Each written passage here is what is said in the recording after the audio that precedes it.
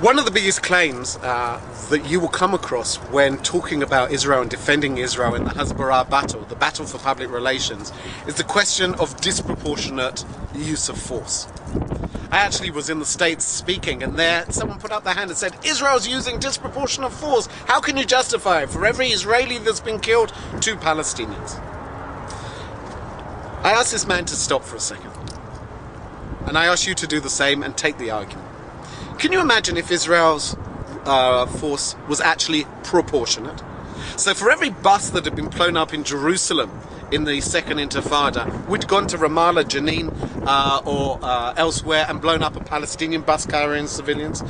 For every pizza parlor, and I'm standing only a few meters away from the place of a large explosion in Jerusalem, for every pizza parlor that was blown up, we blew up one of their restaurants. For every missile which was launched at Israeli civilians in the last 8 years from living in Sderot, we had launched a missile aimed at their civilians. That would have been a proportionate response.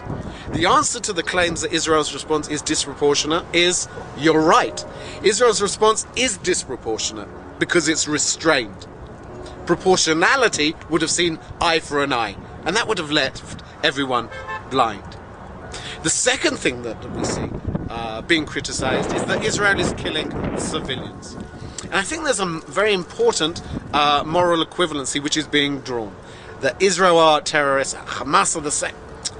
Let's stop for a second. When Israel kills civilians, there is always, it is always considered a tragedy.